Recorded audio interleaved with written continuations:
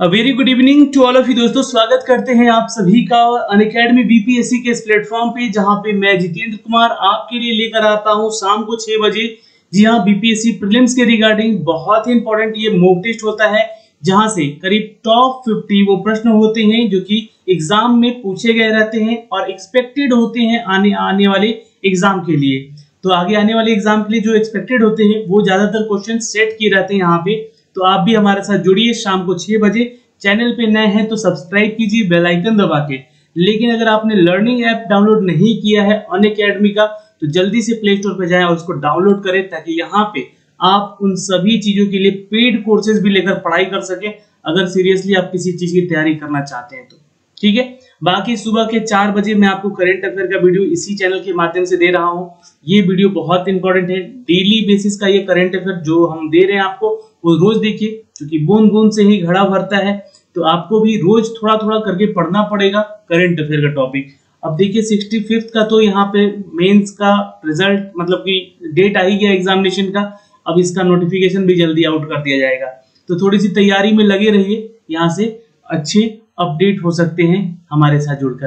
तो चलते हैं पहले प्रश्न की तरफ और देखते हैं कितने लोग यहाँ पे आउट ऑफ 50 जी हाँ 35 क्रॉस करते हैं। और लास्ट में कमेंट बॉक्स में कमेंट जरूर करा करें कि आप कितने उत्तर यहाँ पे सही किए हैं। पहला क्वेश्चन आपके सामने ये रहा, प्रकाश की चाल का मापन सबसे पहले किसने किया था? क्वेश्चन इंपॉर्टेंट है, नीचे कमेंट बॉक्स में आंसर कीजिएगा। प्रकाश की चाल का मापन सबसे पहले किसने किया था दोस्तों? आंसर करेंगे यहाँ पे नीचे कमेंट बॉक्स में।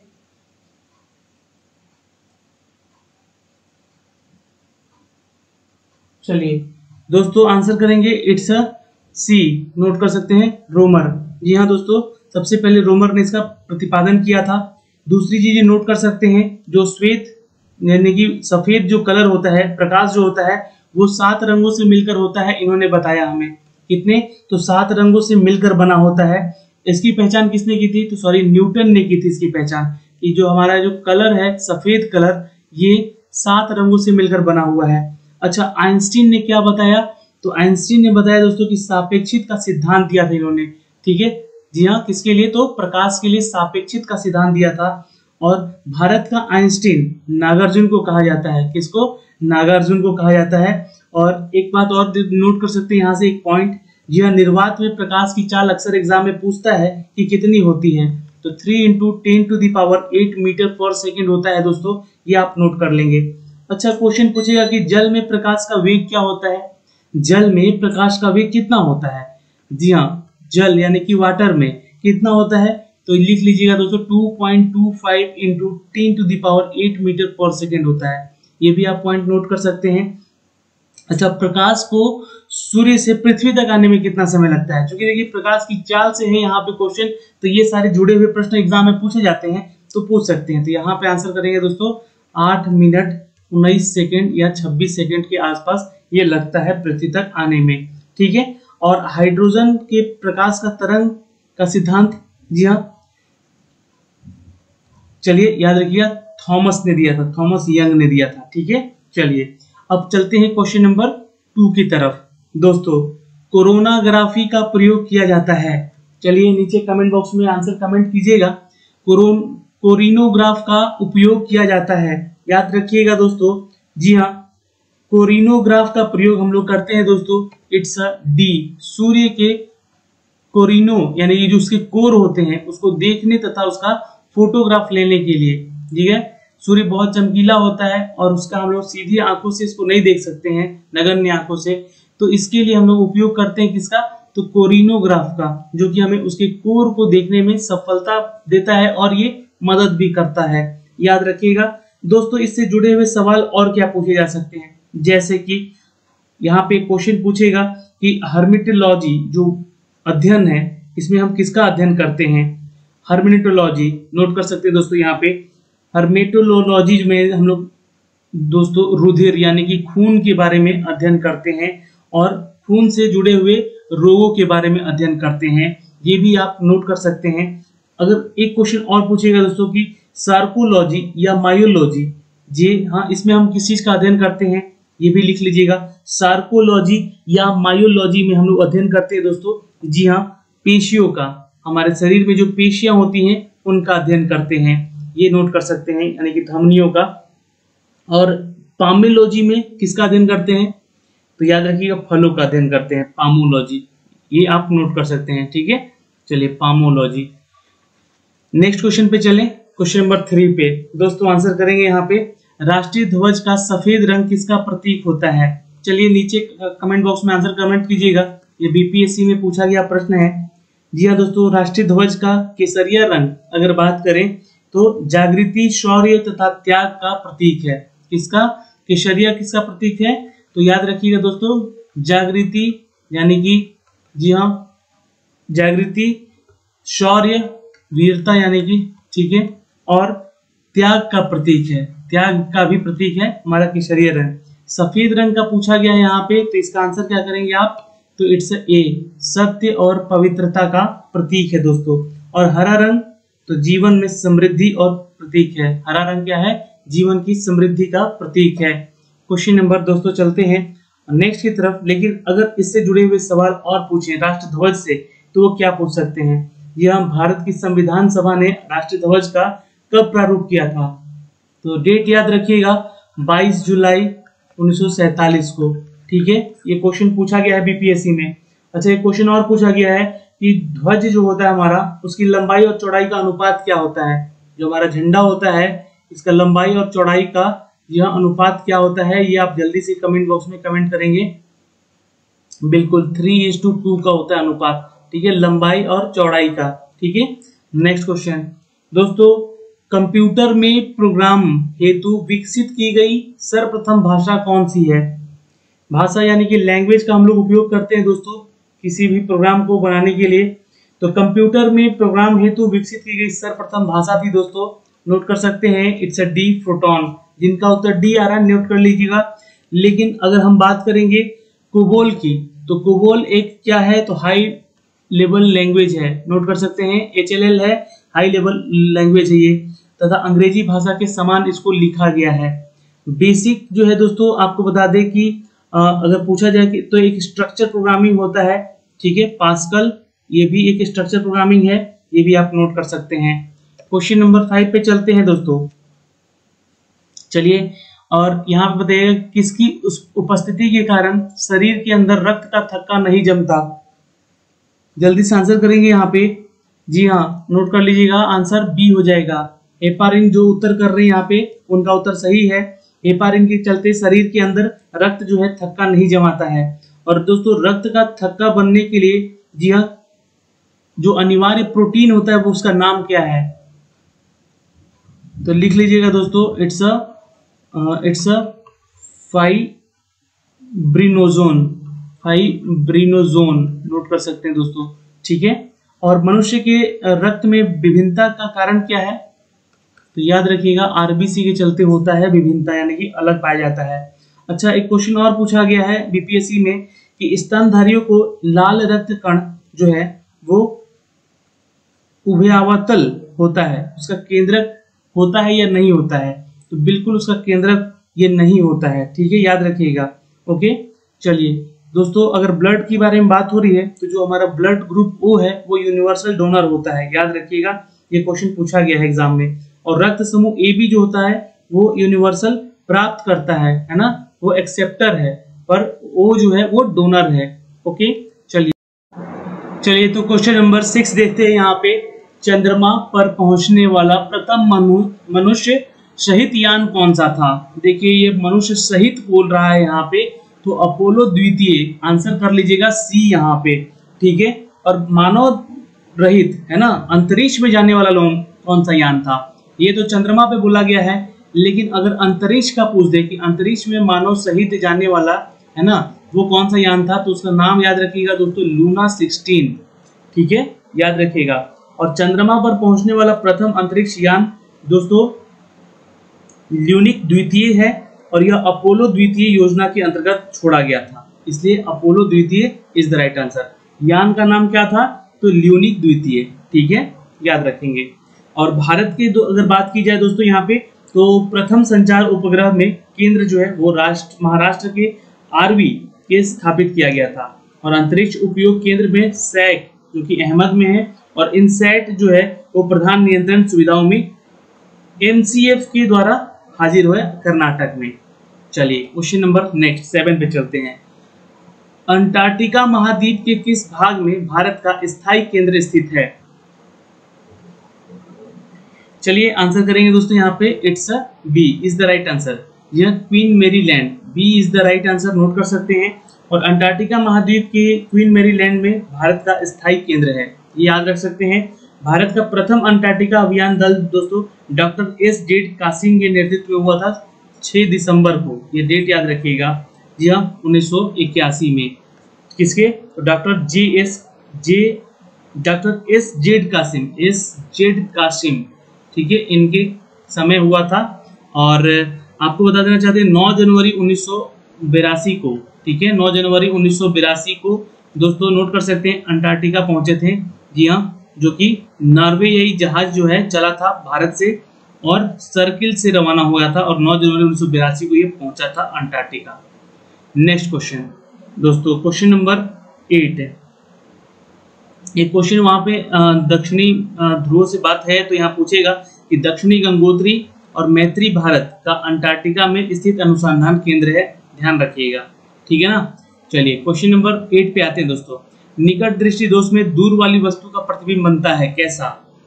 तो निकट दृष्टि दोष में होता क्या है, तो दूर की चीजें दिखाई नहीं देती है, ठीक है, दूर वाली चीजें नहीं हमें दिखाई देती है और निकट की चीजें जो है वो दिखाई देती है। और दीर्घ दृष्टि दोष में नजदीक की चीजें हमें दोस्तों यहाँ पे दिखाई देती है और दूर की चीजें नहीं दिखाई देती है, दोनों एक दूसरे का उल्टा होता है। तो यहाँ पे दोस्तों निकट दृष्टि दोष में दूर की वस्तु का प्रतिबिंब जो है रेटिना के ठीक आगे बनता है। आंसर बी कर लीजिएगा दोस्तों यहाँ पे। जी हाँ, और इसके निवारण के लिए जो अवतल लेंस का प्रयोग किया जाता है दोस्तों, किसका? तो अवतल लेंस का, ये लिख लीजिएगा आप लोग, क्वेश्चन पूछा गया एग्जाम में। चलिए क्वेश्चन नंबर 9। चलिए दोस्तों यहाँ पे बताइएगा किसी वस्तु का भार अधिकतम होता है। चलिए आंसर करेंगे दोस्तों, इट्स ए निर्वात में। जी हाँ, किसी वस्तु का भार अधिकतम निर्वात में ही होता है, क्योंकि निर्वात में प्रकाश की चाल जो है वो अधिकतम होती है, ये भी ध्यान रखिएगा। प्रकाश की चाल जो होती है वो निर्वात में सबसे अधिक होती है। दोस्तों निर्वात में प्रकाश की चाल कितनी होती है? तो 10 to the power 3 into 10 to the power 8 metre पर सेकेंड की होती है, ठीक है। चलिए दोस्तों सबसे ज्यादा इस्पात में ध्वनि की चाल होती है ना, ध्वनि जो है पूछ दे तो उसका सबसे ज्यादा इस्पात में होता है। क्वेश्चन नंबर 10 दोस्तों, पृथ्वी के भौगोलिक अक्ष और चुंबकीय अक्ष के बीच लगभग कितने का कोण बनता है? तो देखिए ज्योग्राफी से ये क्वेश्चन आ चुका है यहाँ पे, तो बताइएगा कि पृथ्वी के भौगोलिक अक्ष और चुंबकीय अक्ष के बीच में 18 डिग्री का जी हाँ कोण बनता है, ठीक है। और पृथ्वी के अपने अक्ष पर जी हाँ 23.5 डिग्री का झुकना, ठीक है, जी हाँ, इसलिए कारण भी बनता है इसका। अच्छा, इसका अक्ष जो होता है दोस्तों, इसकी कक्षा में सापेक्ष 66.5 डिग्री, जी हाँ 66.5 डिग्री का कोण बनाता है। यह किसका? पृथ्वी का अक्ष उसकी कक्षा में। अच्छा, चंद्रमा की बात की जाए तो चंद्रमा पर दोस्तों देखिए जीवाश्म ग्रह है कहा जाता है, ठीक है, लेकिन अभी खोज हुआ नहीं है, बस कहा जाता है कि वो जीवाश्मिक ग्रह है एक तरह का। और पृथ्वी के बारे में ये एक औसतन 5.5 GM पर सेंटीमीटर क्यूब का ये यहाँ पे घनत्व है, ठीक है। चलिए क्वेश्चन नंबर नेक्स्ट देखते हैं 11। निम्नलिखित में से किस नदी का बेसिन सबसे बड़ा है? चलिए क्वेश्चन इंपॉर्टेंट है और आ सकता है एग्जाम में, इसलिए आंसर सोच समझ के दीजिएगा यहाँ पे। जी हाँ दोस्तों, क्वेश्चन नंबर 11 का आंसर कीजिएगा यहाँ पे। देखिए आपको बता देना चाहते हैं दोस्तों, सबसे बड़ा बेसिन है इट्स सी गोदावरी का, नोट कर लीजिएगा दोस्तों, किसका है? तो गोदावरी नदी का। और भारत का सबसे बड़ा कॉरिडोर तो रामेश्वरम मंदिर है दोस्तों, जो कि भारत के दक्षिण क्षेत्र में है। और भारत का सबसे बड़ा गुफा मंदिर वो कैलाश मंदिर है एलोरा की गुफाओं में, ठीक है दोस्तों। तो याद रखिएगा ये गोदावरी नदी का आंसर हो जाएगा। दोस्तों द्रविड़ शैली का उत्कृष्ट उदाहरण निम्नलिखित में से किसे कहा जा सकता है? बिल्कुल याद रखिएगा, तंजाउर। जी हाँ, तंजाउर का बृहदेश्वर मंदिर, नोट कर सकते हैं दोस्तों, यह एक द्रविड़ शैली का उत्कृष्ट उदाहरण है। और चूंकि दक्षिण भारत में मंदिर निर्माण का शैली द्रविड़ शैली है और उत्तर भारत में मंदिर निर्माण की शैली नागर शैली कहलाती है। क्वेश्चन नंबर 13 दोस्तों, गुप्त शासकों द्वारा जारी चांदी के सिक्के क्या कहलाते थे? चलिए आंसर करेंगे यहाँ पे। जी हाँ, नोट कर लीजिएगा, क्वेश्चन हर इंपॉर्टेंट क्वेश्चन है सभी के सभी। गुप्त शासकों द्वारा जारी चांदी के सिक्के को कहते हैं दोस्तों रूपक। क्या कहते हैं? इट्स ए रूपक। जी हाँ दोस्तों, याद रखिएगा। और गुप्त शासकों द्वारा जारी सोने के सिक्के को क्या कहता था? तो उसको दिनार कहते थे, जो सोने के सिक्के होते थे। ठीक है, याद रखिएगा। और चांदी के सिक्के जो हैं वो शंको के विजय के उपलक्ष्य में चलाया गया था चंद्रगुप्त द्वितीय के समय में। क्वेश्चन नंबर 14 दोस्तों, चलिए, दिल्ली के किस सुल्तान ने अपनी सेना का प्रबंध मंगोलों के अनुसरण करते हुए दशमलव प्रणाली के करने का प्रयास किया था? क्वेश्चन समझिएगा, दिल्ली के किस सुल्तान ने अपनी सेना का प्रबंध मंगोलों का अनुसरण करते हुए दशमलव प्रणाली से करने का प्रयास किया था? तो ये सुल्तान था दोस्तों अलाउद्दीन। नोट कर सकते हैं, अलाउद्दीन खिलजी अपनी सेना का प्रबंध मंगोलों का अनुसरण करते हुए दशमलव प्रणाली का उपयोग किया था। अलाउद्दीन ने सेना का नगद वेतन देने और स्थायी सेना की नींव रखी थी, यह दशमलव प्रणाली के मदद से। क्वेश्चन नंबर 15 दोस्तों, शून्य आधारित बजट का क्या अर्थ है? चलिए यहाँ पे नीचे कमेंट बॉक्स में कमेंट कीजिएगा, शून्य आधारित बजट का क्या अर्थ है? यहाँ पे नीचे कमेंट बॉक्स में अपने आंसर कमेंट करते रहिए। बिल्कुल, इट्स अ डी, बिल्कुल नए सिरे से बजट तैयार करना। जी हाँ, नोट कर लेंगे। और शून्य आधारित बजट अमेरिका से लिया गया है, ये हमारे संविधान में, ये भी आप ध्यान रखिएगा। आंसर डी कर लीजिएगा। दोस्तों, किसी भी राजनीतिक दल अथवा गुट के प्रमुख सदस्यों की बैठक तो हम लोग क्या कहते हैं? उसको काकस कहते हैं। ये भी क्वेश्चन पूछा गया है। ठीक है, मुद्रास्फीति का सर्वाधिक बुरा प्रभाव पड़ता है किस पर? जल्दी से आंसर करेंगे। मुद्रास्फीति का सर्वाधिक बुरा प्रभाव पड़ा है दोस्तों निश्चित आय के व्यक्ति पर पड़ता है। ठीक है, जो कि निश्चित आय यानी कि रेगुलर सैलरी उसको मिलती है, उस पर सबसे ज्यादा प्रभाव इसका खराब पड़ता है। मुद्रास्फीति में मुद्रा का मूल्य घट जाता है तथा महंगाई बढ़ जाती है, जैसे कि अभी हो रहा है यहाँ पे दोस्तों। जी हाँ, डीजल के जो दाम है देखा जाए तो वो बढ़ते जा रहे हैं, और वो अभी पहली बार इंडियन हिस्ट्री में ऐसा हुआ है कि पेट्रोल के दाम को वो क्रॉस कर गया है। ठीक है, चलिए क्वेश्चन नंबर 17, किस अर्थशास्त्री ने विकासशील देशों में रेलिंग प्लान की हिमायत की है? चलिए, इट्स अ रोलिंग प्लानिंग है। ठीक है, रोलिंग है ये। रोलिंग प्लान जो है दोस्तों एक अनुवर्त योजना है। जी हाँ, रंगनर नर्स की अवधारणा पर ये दिया गया था। रोलिंग प्लान दोस्तों आपको बता देना चाहते हैं कि ये 5वीं पंचवर्षीय योजना के दौरान अपनाया गया था, और भारत में एशियन ड्रामा जैसे कि गुन्नर मिडल का रचना भी किया गया था दोस्तों। ठीक है, आंसर बी कर लीजिएगा, गुन्नर मिडल से हिमायत है ये। शिवाजी के 8 मंत्रियों की परिषद को अष्टप्रधान कहा जाता था, जिसका प्रधान कौन होता था? बिल्कुल, आंसर जिसका आ रहा है D, Peshwa is the right answer. जी हाँ, प्रथम पेशवा बालाजी विश्वनाथ थे, और बालाजी बाजीराव के पेशवा के पद को जी हाँ वंशानुगत यानी कि जी हाँ कह सकते हैं वंशों के द्वारा चलाया जाने वाला एक पद भी बता दिया गया था पेशवा को।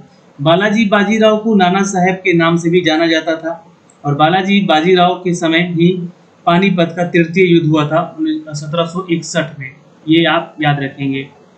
क्वेश्चन नंबर दोस्तों 19, कैपिटल मार्केट का अर्थ क्या होता है?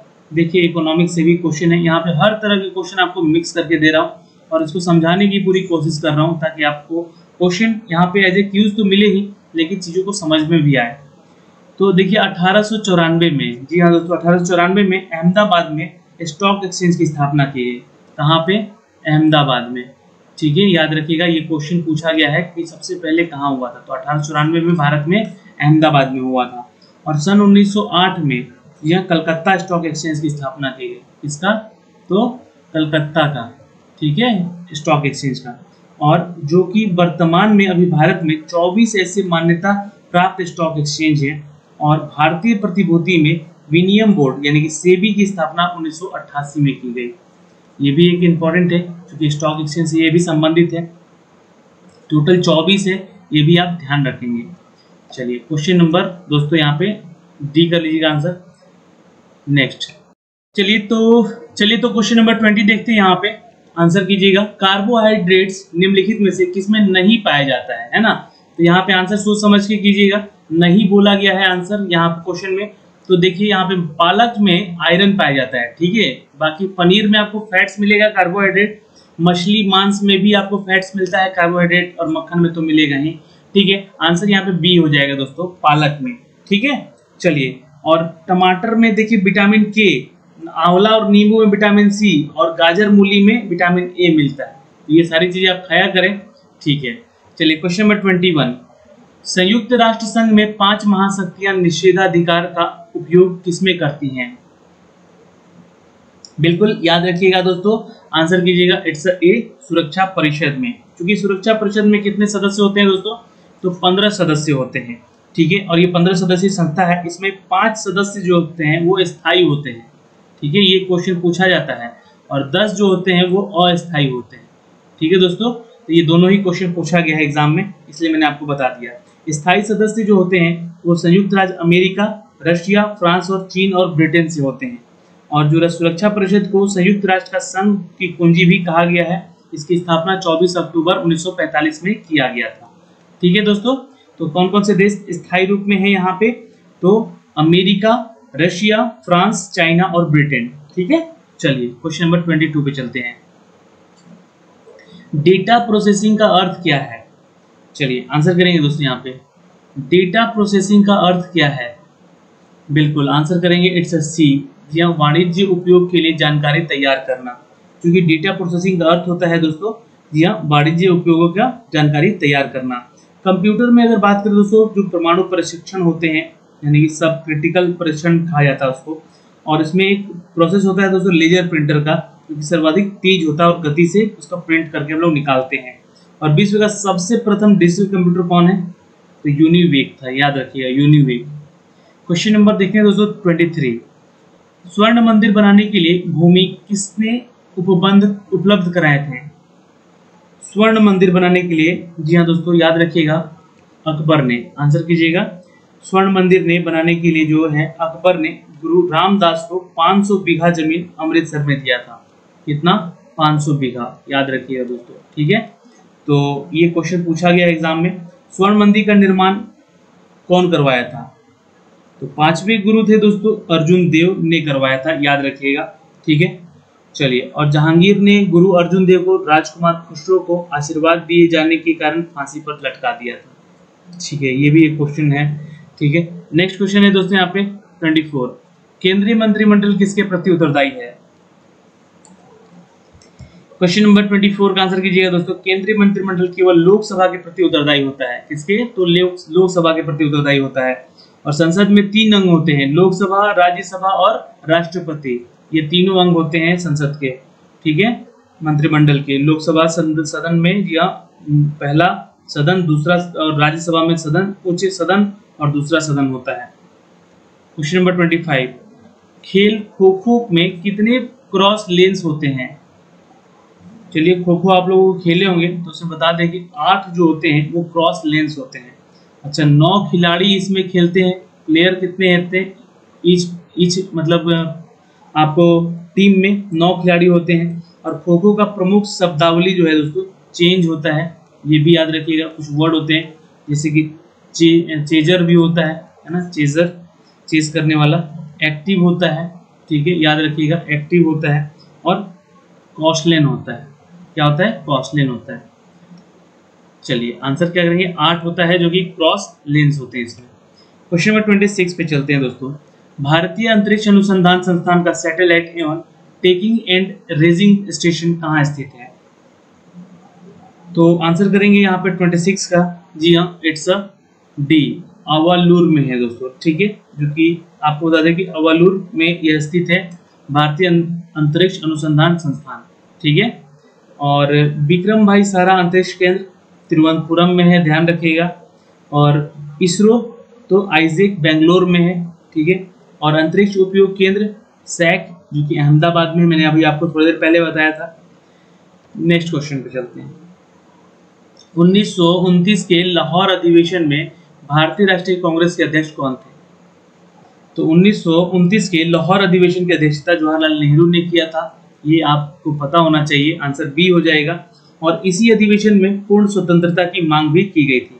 दोस्तों इस अधिवेशन में 26 जनवरी को स्वतंत्रता दिवस के रूप में मनाए जाने का फैसला भी किया गया था, 26 जनवरी को, याद रखिएगा। और गांधी जी सिर्फ एक बार 1924 में बेलगाम अधिवेशन के कांग्रेस के अध्यक्ष बने हुए थे, उसके बाद ये राजनीति से दूर पड़े थे। क्वेश्चन नंबर 28, भारत का दक्षिणतम बिंदु इंदिरा पॉइंट कहाँ स्थित है? बहुत बार बता चुका हूं मैं आपको। तो इंदिरा पॉइंट है दोस्तों निकोबार में, है ना, याद रखिएगा। इट्स ए बड़ा निकोबार कहलाता है ये इस क्षेत्र को।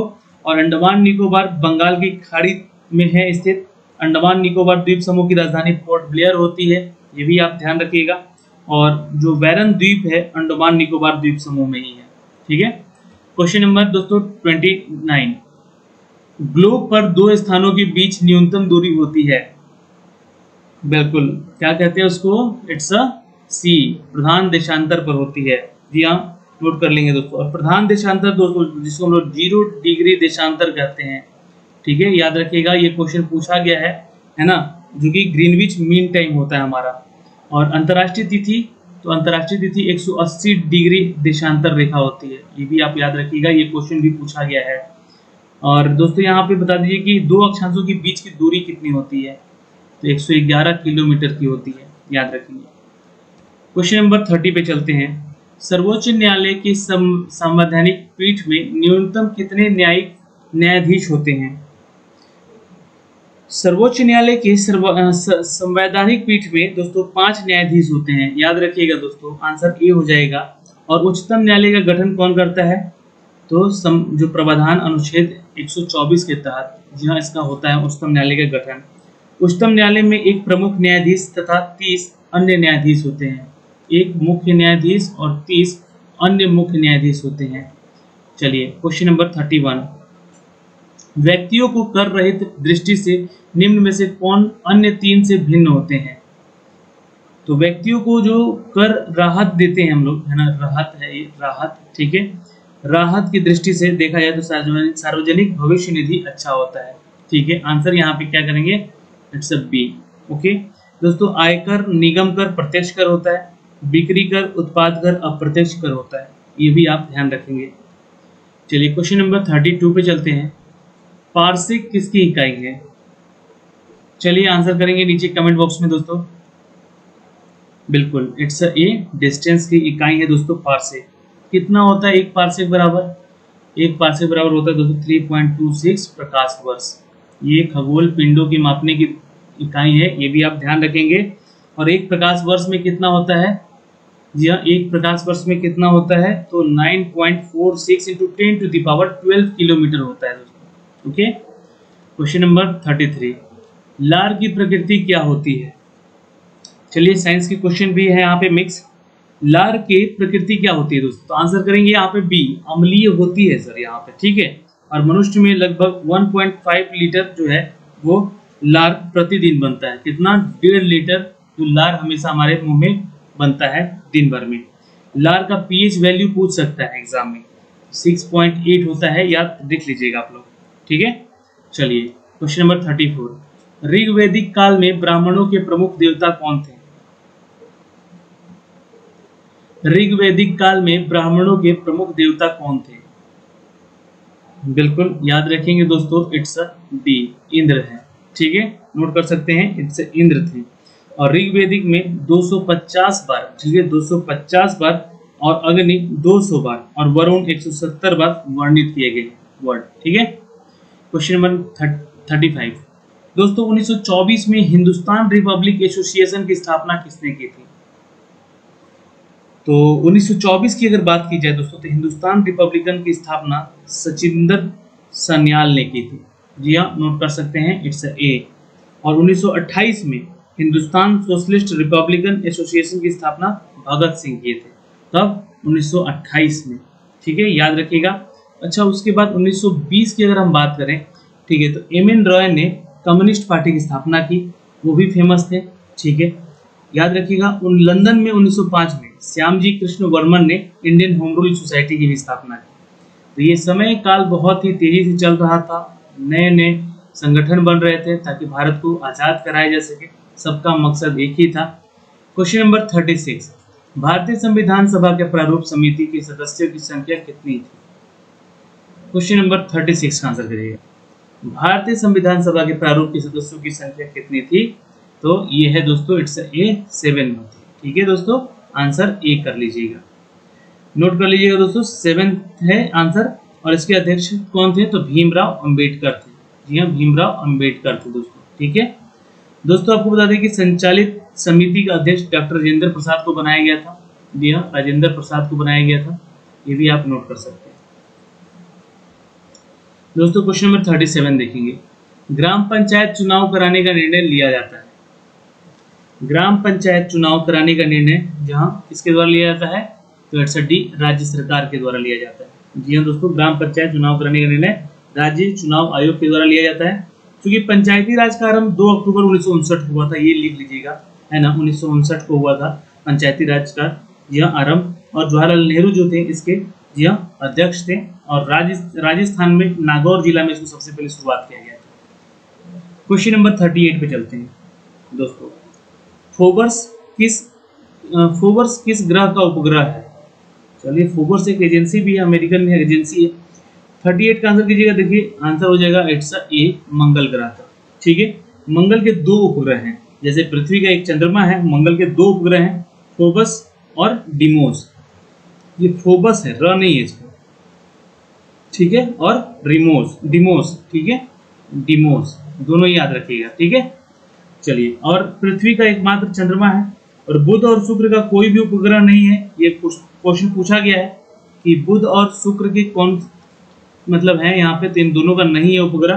ठीक है, शनि का सबसे अधिक उपग्रह है 64, लेकिन बृहस्पति का उससे भी अधिक है 67, अब 69 हो गया है। जी हाँ, 2 बढ़ चुके हैं। चलिए, क्वेश्चन नंबर 39, उरी जल विद्युत परियोजना किस राज्य में है? तो कुछ परियोजनाएं और कुछ राज्य, उसके नाम आप नोट कर लीजिएगा। ये है दोस्तों आपका सी, यानी कि जम्मू कश्मीर में है। दोस्तों कोयान जो पूछे, कोयना तो ये महाराष्ट्र में है। ठीक है, महाराष्ट्र में कौन है? तो कोयना जल विद्युत परियोजना है। और एक है दोस्तों मध्य प्रदेश का तवा, है ना, तवा, ये भी फेमस है। और दोस्तों महाराष्ट्र का एक है पूर्ण, है ना, पूर्णा, ये नाम है इसका, महाराष्ट्र का ही है। चलिए नेक्स्ट क्वेश्चन पे चलते हैं। चलिए आंसर करेंगे दोस्तों यहाँ पे क्वेश्चन नंबर 40 का। दोस्तों भारत में देशी रियासतों के विलय में जिन 2 व्यक्तियों की महत्वपूर्ण भूमिका निभाई थी वे कौन थे? तो देखिए, रियासतों की बात की जाए दोस्तों तो भारत में सम्मिलित करने के लिए सरदार पटेल और वीपी मेनन, जिन्होंने रियासत मंत्रालय संभाला था। और जूनागढ़ रियासत को जनमत संग्रह द्वारा, हैदराबाद को पुलिस कार्रवाई द्वारा और जम्मू कश्मीर को विलय पत्र के द्वारा भारत में मिलाया गया। आंसर बी कर लेंगे यहाँ पे, सरदार पटेल और वीपी मेनन।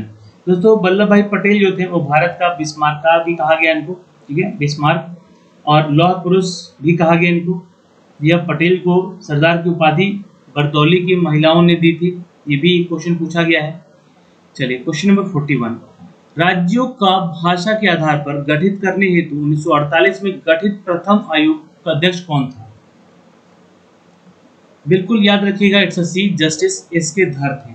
ठीक है, राज्यों को भाषा के आधार पर गठित करने के लिए 1948 में यह गठित प्रथम आयोग का अध्यक्षता किया गया, जो कि एस.के. धर इसके अध्यक्ष थे। और राज्य पुनर्गठन आयोग का जो अध्यक्ष था वो कौन था? राज्यों का पुनर्गठन का अध्यक्ष कौन बनाया गया था? फजल अली को बनाया गया था, याद रखिएगा, फजल अली को लिख लीजिएगा अगर लिखना चाहते हैं तो।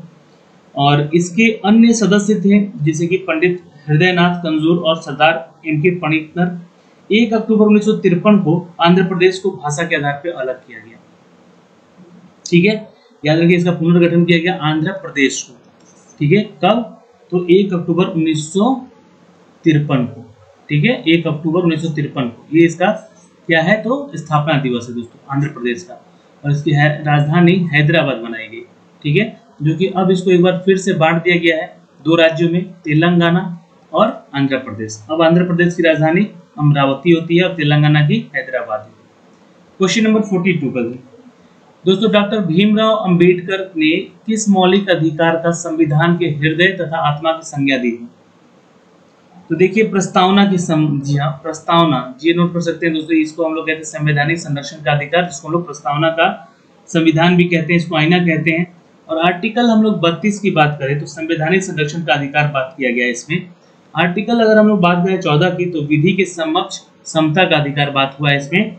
और 15 की बात करें तो आर्टिकल 15 में जी हाँ धर्म और मूल वंश जाति लिंग को लेकर एक समान आधार बने रहे, यह मतभेद ना हो, वैसे उसके लिए बनाया गया ये। और आर्टिकल 16 जो है दोस्तों, आर्टिकल 16 ये लिख लीजिएगा, लोक नियोजन के विषय पर अवसर की क्षमता के लिए। और आर्टिकल 17 जी आर्टिकल 17 तो ये अस्पृश्यता का। चलिए क्वेश्चन नंबर 43 का आंसर करेंगे दोस्तों। यहाँ पे राष्ट्रपति के द्वारा अवकाश प्राप्त करने की आयु क्या होती है? तो आंसर करेंगे इसकी कोई सीमा नहीं होती है दोस्तों, नोट कर लीजिएगा। 43 का आंसर डी हो जाएगा यहाँ पे, ठीक है। नेक्स्ट क्वेश्चन चलते हैं। निम्नलिखित में से कौन सी विधायकों पर राष्ट्रपति की अनिवार्य रूप से हस्ताक्षर करने पर पढ़ते हैं और वह पुनर्विचार के लिए वापस नहीं भेज सकता है? 44 का आंसर करेंगे दोस्तों। धन विधेयक के संबंध में लोकसभा का निर्णय अंतिम होता है, ठीक है। ए इज द राइट आंसर, धन विधेयक, ओके। और दोस्तों यहाँ बता दें कि लोकसभा के अध्यक्ष द्वारा हस्ताक्षर करने पर ही धन विधेयक को पारित भी किया जाता है, नोट कर सकते हैं। निम्नलिखित में से किस संस्था की अध्यक्षता एक ऐसा व्यक्ति करता है जो कि संसद का सदस्य नहीं होता है? तो आंसर कर देगा इट्स ए राज्यसभा का, ठीक है जी हाँ। 45 का आंसर क्या करेंगे? राज्यसभा का सभापति उपराष्ट्रपति होता है और उपराष्ट्रपति राज्यसभा का सदस्य नहीं होता है, लेकिन उसका सभापति होता है, ओके। संविधान के अनुच्छेद 63 के अनुसार भारत का एक उपराष्ट्रपति होगा, ये बताया गया है 63 में। क्वेश्चन नंबर 46, एपीग्राफी क्या है दोस्तों? एपीग्राफी जिसमें हम लोग शिलालेखों का अध्ययन करते हैं, आंसर सी कर लीजिएगा, यहाँ पे इज द राइट आंसर। दोस्तों आपको बता दें कि यहाँ पे न्यूमिसमेटिसिस क्या होता है? तो सिक्कों का अध्ययन करते हैं इसमें, न्यूमिसमेटिसिस, ठीक है, नोट कर सकते हैं। नेक्स्ट क्वेश्चन है, किस ऋग्वेद संहिता या मंडल ने पहली बार शूद्र को परिचित कराया? तो याद रखेंगे दोस्तों इट्स सी, 10वीं is the right answer, C is the correct answer. Question number 48 दोस्तों, व्हाट इज घटिका? घटिका क्या थे?